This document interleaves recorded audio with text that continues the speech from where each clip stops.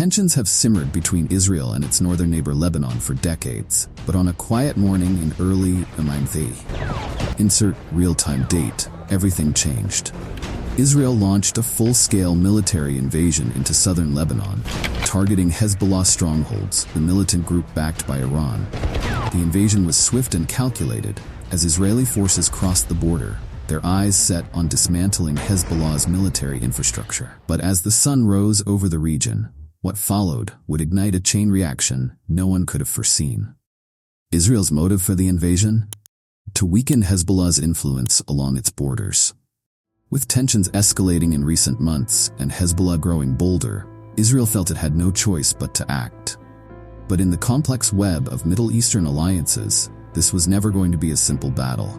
Just hours after Israeli forces pushed into Lebanon, Hezbollah's ally, Iran, retaliated in a move that shocked even the most seasoned analysts. Missiles began raining down on key Israeli military positions. What started as a targeted military operation was quickly spiraling into a potential regional war, and the eyes of the world turned toward the Middle East. The news of Israel's invasion spread quickly, but the world was unprepared for the rapid escalation that followed. As Israeli tanks rolled deeper into Lebanese territory, Iran, Hezbollah's staunchest ally, was watching closely. Within hours of the invasion, Iranian leaders issued a stern warning. Any aggression against Lebanon would be met with consequences. And those consequences came swiftly. By nightfall, missile alerts rang out across northern Israel. Iran had launched a series of precision-guided missile strikes targeting key Israeli military bases and infrastructure, leaving the region in shock. It wasn't just a localized conflict anymore. Iran's retaliation made one thing clear. This was no longer just a battle between Israel and Hezbollah. A new front had opened, one that could pull the entire region into chaos.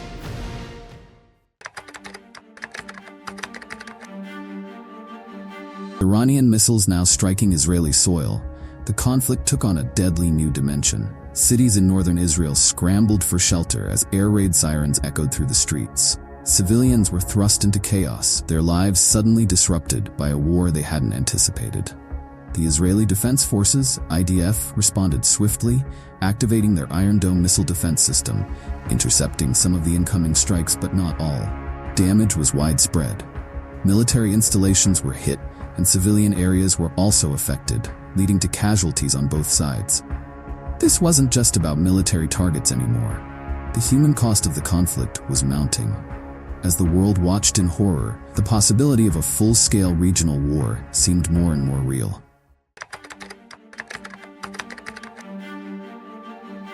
The world was watching, but the region was already reacting.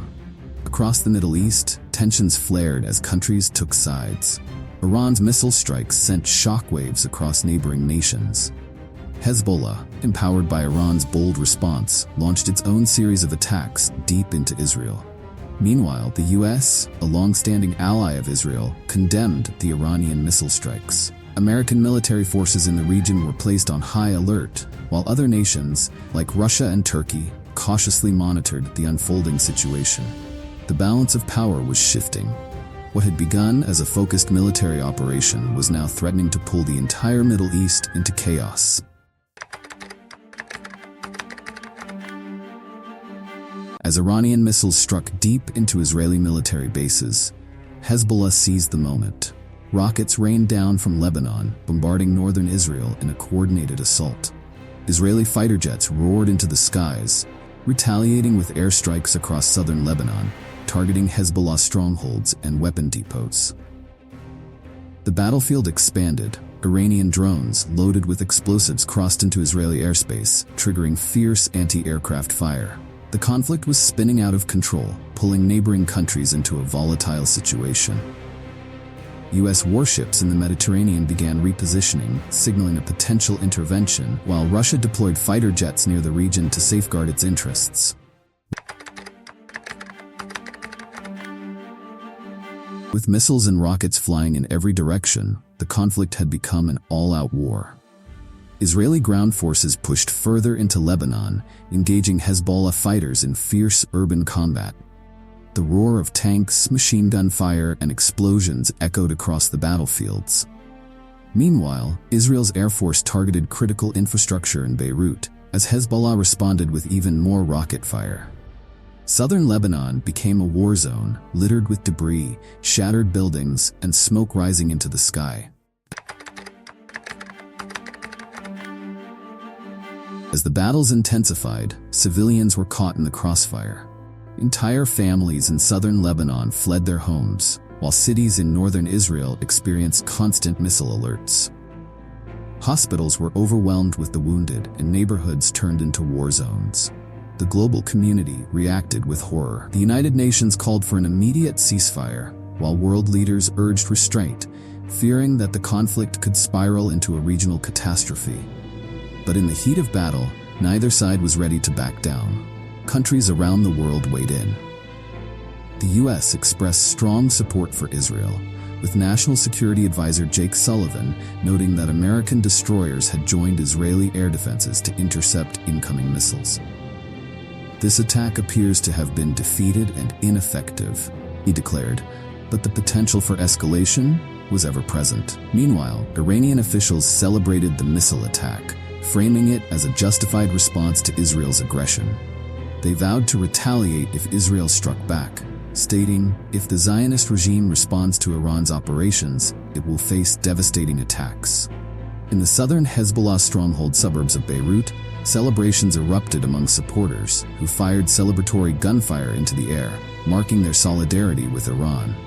As the world held its breath, the question loomed: could this conflict spiral into a full-blown regional war? As the conflict raged on, the international fallout intensified. Leaders from around the globe convened emergency meetings to address the crisis.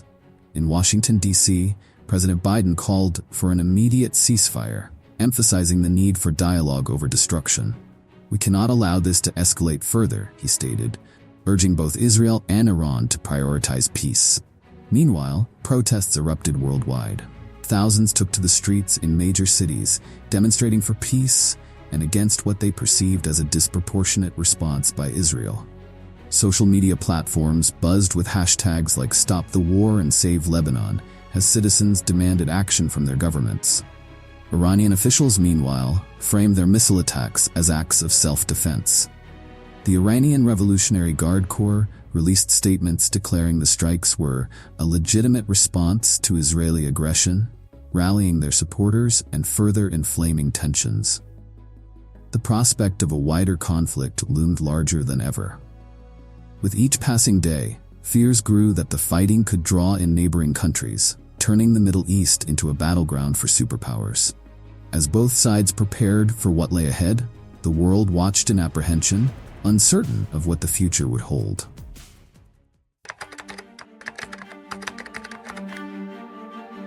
As the dust settled from the immediate violence, the reality of the conflict began to take shape.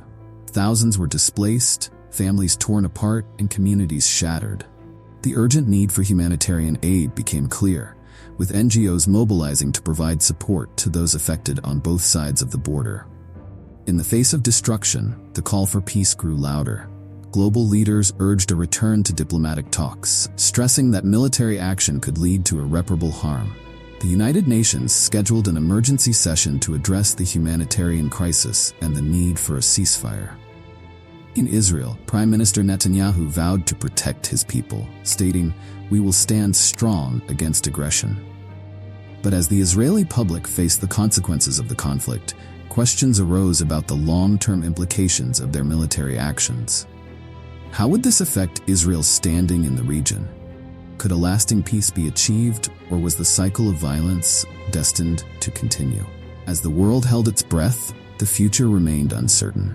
The echoes of missile strikes faded, but the scars left behind would take generations to heal. In this complex and ever-evolving conflict, one thing became clear.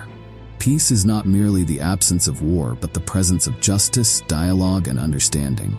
The world watches closely, hoping for a resolution that respects the rights and dignity of all involved. The road to peace may be long, but it begins with the commitment to engage in conversation and to understand one another.